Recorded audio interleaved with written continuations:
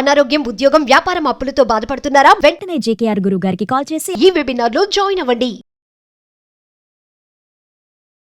Hi viewers, India's largest digital media network Suman టీవీకి స్వాగతం. ప్రస్తుతం మనతో ఉన్నారు motivational speaker and language trainer Vijaya Bangaru. So అమ్మతో మనం అఘోరి గురించి మాట్లాడదాం. అసలు అఘోరీలు అంటే హిమాలయాల్లో ఉండాల్సిన వాళ్ళు ఇక్కడ ఎందుకు ఉంటున్నారు? ఇది ఏంటి చేయడం?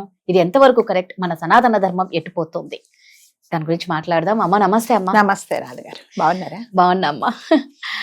అమ్మ చాలా గ్యాప్ తర్వాత మళ్ళీ మనం స్టార్ట్ చేసాం. I was out of station. అదే అయితే ఇప్పుడు అఘోరీల గురించి మనం మాట్లాడుకుంటే, అఘోరీలు అంటే హిమాలయాల్లో ఉంటారు. నిజంగా అసలే పిల్లలు చెడిపోతున్నారా బాబు అని అనుకుంటే, మొబైల్స్ పిల్లలే కాదు ఎక్కడ లేని క్రైమ్ అంతా నేర్చుకుంటున్నారని భయపడుతున్న టైంలో మళ్ళా సనాతన ధర్మం గురించి మనం ఇంకా పిల్లలకి ఏం చెప్తాం? పిల్లలు ఏం తెలుసుకుంటారు? ఈ విలువలు ఏంటి? మన హిందూ ధర్మం ఎట్టుపోతుంది? అసలు ఈ సనాతన ధర్మం అంతా ఎట్టుపోతుందో కూడా అర్థం కావటం లేదమ్మా. అఘోరీలు అంటే హిమాలయాల్లో ఉండాలి. ఇక్కడికి వచ్చి ఈ అఘోరి చేస్తున్న పని అసలు ఈ అఘోరి అనాలా లేదా అనేది కూడా అర్థం కావట్లే. అన్ని అంటే ఇవన్నీ మన సాంప్రదాయాన్ని, హిందూ సంస్కృతిని అంతా మంటగలిపి చేస్తుంది కాబట్టి ఘోరి అనాలి. అంతే, ఘోరంగా అన్ని పాడు చేసేస్తున్నది కాబట్టి. అసలు ఫస్ట్ అంతా అమ్మ అమ్మ అని బిడ్డ అన్నోళ్ళు ఇప్పుడు నా పెళ్ళాం అంటున్నారు. అంటే ఎవరు ఎక్కడ ఏం గట్టిగా అడిగే వాళ్ళు లేరనా ఏంటమ్మా? అసలు యాక్చువల్ గా మీరు అన్నట్టుగా అఘోరీలు అంటే వాళ్ళు భగవంతుడిని నమ్ముకుంటారు. వీలైతే అంటే వాళ్ళు మనుషులలో ఉండరండి. వాళ్ళు జనరల్ గా నాకు తెలిసినంత వాళ్ళు మనుషులలో కలవరు. మొన్న కుంభమేళా జరిగినప్పుడు చాలా మంది ఎక్కడి నుంచో హిమాలయాల నుంచి వచ్చారు. వాళ్ళ పనులు వాళ్ళు చేసుకున్నారు, వెళ్ళిపోయారు. మళ్ళీ మనకి ఏ అఘోరీలు కనిపించలేదు. ఈవిడ మాత్రమే కళ్ళు మూసుకుంటే, కళ్ళు తెరిస్తే ఎక్కడ మీరు ఆన్ చేసినా ఈవిడే కనిపిస్తుంది. ఈవిడనాలో ఇతననాలో మనకైతే తెలియదు. Not sure about that gender. So కాకపోతే ఏంటంటే, అంటే ఒకవేళ తను క్లెయిమ్ చేసుకున్నట్టుగా తను అఘోరీ అయితే తను ఏం చేయాలంటే మన హిందూ సాంప్రదాయం గురించి, మన సనాతన ధర్మం గురించి నలుగురికి చెప్పాలి. తను అది పాటించాలి. సో అది చెయ్యకుండా ఈ అమ్మాయి ఈవిడనాలో నేను చెప్తాను సార్. సో ఒక పక్కదారి పట్టేసి ఒక అమ్మాయిని ట్రాప్ చేసి, జనరల్ గా చెప్పాలంటే అది ట్రాప్ చేయడమేనండి. సో అమ్మాయి ఒక బీటెక్ చదివే అమ్మాయి. సో ఇప్పుడు ఎలా అంటే కంప్లీట్ గా అఘోరీ ట్రాప్ లో పడిపోయి ఈవెన్ అంటే కనిపించిన తల్లిదండ్రులను కానీ ఎవరిని కానీ లెక్క చేయకుండా నేను అతనితోనే ఉంటాను, కొన్నిసార్లు అఘోరి అమ్మ అంటుంది, కొన్నిసార్లు అతను అంటుంది, అక్కడే ఉంటానని చెప్తుంది అనమాట. అది ఎంతవరకు కరెక్ట్ అనేది అసలు యాక్చువల్ గా ఈమె అఘోరిగా, ఇతను పేరు శ్రీనివాస్ ఏదో అబ్బాయి. సో అతను ఏం చేయాలంటే, ఒకవేళ ఇలాంటి పని చేస్తే, ఒకవేళ ఆ అమ్మాయి ఏమంటుందంటే, నాకు ఆమె గాని అఘోరి అమ్మంటే నాకు చాలా ఇష్టము, ఆమె లేకపోతే నేను చనిపోతాను, తన కోసం నా ప్రాణాలైనా వదులుతాను అన్నప్పుడు, నిజంగా నువ్వు అంటే దేవుడి గురించి చెప్పేవాడివి అయితే, ఒకవేళ సనాతన ధర్మం గురించి నువ్వు చెప్పేది, అమ్మా ఇది పద్ధతి కాదు, ఇది తప్పు, నువ్వు ఇలా చేయకూడదు అని నువ్వు చెప్పాల్సింది పోయి, నేను పెళ్లి చేసుకున్నాను కొన్ని రోజులు ఏం క్లెయిమ్ చేశారంటే నా కూతురు అని చెప్పింది. ఇప్పుడేమంటుందంటే నా భార్య అని చెప్తుంది అనమాట. సో పాపం తల్లిదండ్రులకు ఏం చేయాలో అర్థం కాక వాళ్ళు చాలా అంటే ఎంత ఘోరంగా బాధపడుతున్నారు అంటే, వాళ్ళని ఎవ్వరు ఏం ఇప్పుడు ఈ అమ్మాయే వాళ్ళని సపోర్ట్ చేయట్లేదండి, తల్లిదండ్రుల మాట వినట్లేదు. ఏమన్నంటే నేను నా మైనారిటీ తీరిపోయింది, నేను మేజర్ కాబట్టి నేను అతనితోనే ఉంటాను. అయితే మళ్ళీ తను ఏం మాట్లాడుతుందంటే, ఇప్పుడు తల్లిదండ్రులకు పిల్లల సుఖమే కదా కావాల్సింది, నేను అక్కడ సుఖంగా ఉంటాను కదా అంటే, తల్లిదండ్రులు పిల్లల సుఖమే కోరుకుంటారండి. ఎంతో మంది తల్లిదండ్రులకు ఇష్టం లేకపోయినా వేరే పెళ్లిళ్ళు చేసుకున్నా వాళ్ళు అడ్జస్ట్ అయిపోయి వాళ్ళతో కాంప్రమైజ్ అయ్యి ఉన్నారు.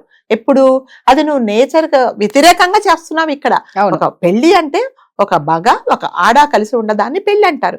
నువ్వు అతనితో ఆమె అంటావు, మరి ఆమెతో పాటు నువ్వు ఏం చేస్తావు అక్కడ అంటే, మేమిద్దరం కలిసి ఉంటాము అంటే ఎటువంటి రీజన్ లేకుండా ఏం లేకుండా అమ్మాయి మాట్లాడుతుంది అనమాట. సో ఇవన్నిటి ఏంటంటే ఈవిడ ఎంకరేజ్ చేస్తుంది అనమాట. ఇలా చేసినప్పుడు మళ్ళీ చెప్పడం ఏంటంటే, ఇలా చెయ్యకూడదని చెప్పాల్సింది పోయి ఈమెనే ఎంకరేజ్ చేస్తుంది. నాతో పాటు ఉంటారు, నా దగ్గరే ఉంచుకుంటాను, మేమిద్దరం పెళ్లి చేసుకుంటాం. అమ్మాయి ఎందుకమ్మా అంత అడిక్ట్ అయిపోయింది అమ్మాయి? అంటే కొందరు ఏమంటారంటే మందు పెట్టిందేమో, చెప్పలేమండి మనము. అంటే వీళ్ళు ఏంటంటే ఆమె అవతారం చూస్తే, ఆమె అన్నాలో మళ్ళీ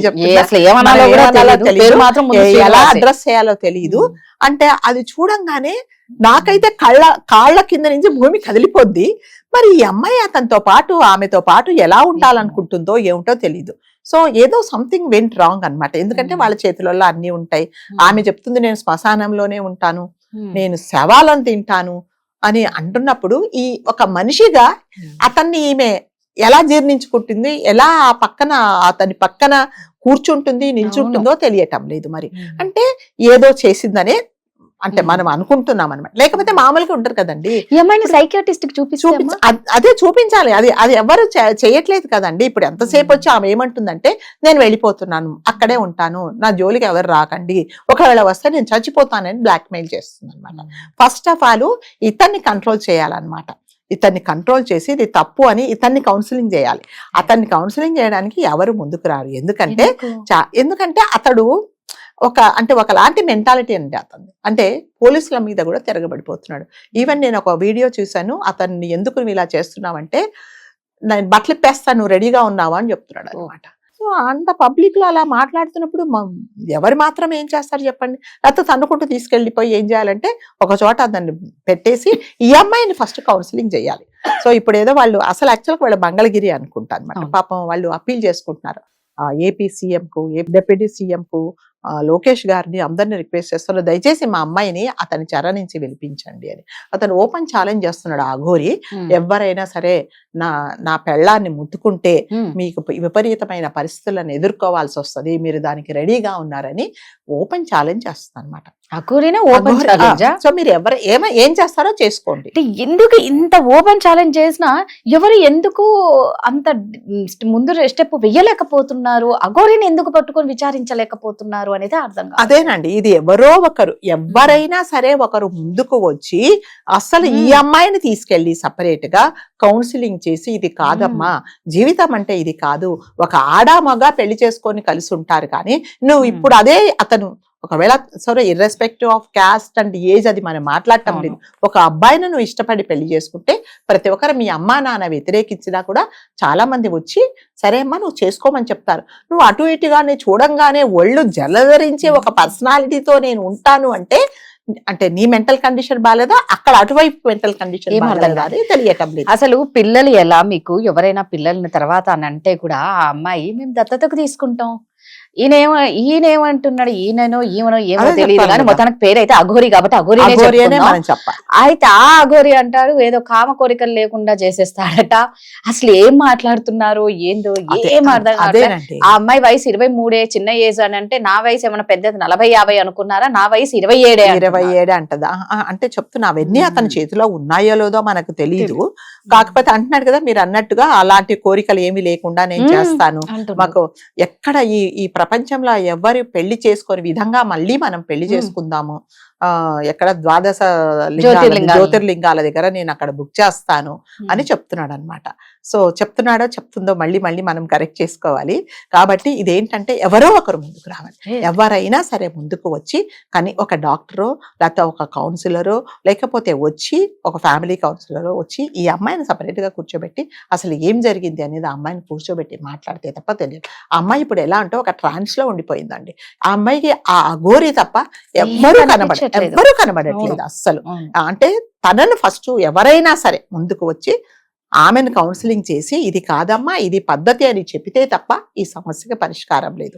అదే ఆ అఘోరి ఏమంటుందంటే నువ్వు మా ఇంటికి వచ్చేసాయి, నేను మా ఇంట్లో ఉంచుకుంటాను, నేను నీ తల్లిదండ్రులను కూడా చూసుకుంటాను. ఆ తల్లిదండ్రులేమో మా పిల్లను ఇదేంటి ట్రాప్ చేసింది, అతని దగ్గర ఉండొద్దు, వాడు చాలా భయంకరము అని చెప్తున్నాడు అనమాట. సో దీనికి పరిష్కారం ఏంటంటే ఎవరో ఒకరు ముందుకు రావాలి. మీరు కానీ నేను కానీ ఇంకెవరైనా సరే ఆ అమ్మాయిని పట్టుకొని అసలు ఇది కాదు పరిస్థితి, నీకు ఎందుకు ఇలా జరుగుతుంది, లైఫ్ అంటే ఇది కాదు, నువ్వు ఎందుకు ప్రతి ఒక్కరు మనం ఎందుకు ఆమె గురించి మాట్లాడుకుంటున్నాం ఏంటంటే అమ్మాయి ఎవరి మాట వినే స్టేజ్ లో లేదు కాబట్టి ఇక పెద్దవాళ్ళే ముందుకు రావాలేమో దీని గురించి. ఇప్పుడు ఎవరి మాట ఎందుకు వినే పరిస్థితి లేదంటే చెప్పాను కదా ఒక భ్రమలో ఉండిపోయింది అనమాట. ఆమెకు తల్లిదండ్రుల కంటే ఫ్యామిలీ మెంబర్స్ కంటే చుట్టాల కంటే ఫ్రెండ్స్ కంటే ఆ అఘోరి అనేదే ఈ ప్రపంచంలో ఉంది, నాకు ఎవరూ లేరు అని చెప్తుంది. సో దీనికి అన్నిటికీ ఏంటంటే పరిష్కారం మీరు అన్నట్టుగా ఎవరైనా ఒక ముందుకు వచ్చి ఆ అమ్మాయిని కౌన్సిలింగ్ చేసి ఇది కాదమ్మా పరిస్థితి, నువ్వు ఒక అబ్బాయిని ప్రేమిస్తే ఒక అబ్బాయితో ఉంటాను అంటే ఎవ్వరూ మీ తల్లిదండ్రులు ఒప్పుకోకుండా అందరం కలిసి చేస్తాం, ఒక అమ్మాయి, ఒకవేళ అమ్మాయి అనుకో ఏం చేస్తావు, అబ్బాయి అనుకో వాడితో ఏం చేస్తావు అన్ని. ఇప్పుడు ఏ తల్లిదండ్రులకన్నా ఏముంటుందండి, మా పిల్లలకి పెళ్లి కావాలి, చక్కగా పెళ్లి చేసుకోవాలి, సంసారం చేసుకోవాలి, పిల్లలు పుట్టాలి, వాళ్ళని మేము చూసుకోవాలనే ఉంటుంది. కానీ నువ్వు వెళ్ళి అఘోరి దగ్గర ఉంటాను అంటే మళ్ళీ తల్లిదండ్రులకు బాధే కదండి. నువ్వు బాధపడకు, మీకేం హక్కు లేదు, నేను మేజర్ అయినంత మాత్రాన ఏ పని చేయాలి, నువ్వు అసలు అంటే ఈ ప్రపంచంలో చెయ్యని పని నువ్వు చేస్తానంటే ఎవరు మాత్రం ఒప్పుకుంటారు చెప్పండి. సో కంపల్సరీగా అమ్మాయికి కౌన్సిలింగ్ అనేది కంపల్సరీగా అవసరం అండి. సో దీని దిశగా మనము ఏదైనా సరే నిజంగా మీరు అన్నట్టుగా మనం ఏదైనా చేస్తే తప్ప ఆ అమ్మాయిని అతని నుంచి మనం కాపాడలేము. లేకపోతే ఎక్కడ తీసుకెళ్ళిపోతుందో ఏం చేస్తుందో కూడా తెలియదు. అంటే మన కళ్ళ ముందే ఒక అమ్మాయిని అంటే సజీవంగా మనం అతనికి అప్పగిస్తున్నాం అన్నమాట. దాని తర్వాత ఏం చేస్తాడో కూడా తెలియదు. సో అదండి, నిజంగా ఫస్ట్ ఆఫ్ ఆల్ మన సనాతన ధర్మం ఎటుపోతుందో, మన పిల్లలకి ఏం నేర్పిస్తామో అయితే ఎక్కడ క్లారిటీ లేదు. ఇలాంటివి ఎక్కువ అయిపోతే నెక్స్ట్ మంచి జరుగుతుంది అనేది మనం బ్లైండ్ గా జరగదు, మంచి అనేది మాత్రం నమ్మాలి ఇవన్నీ చూస్తుంటే. Thank you.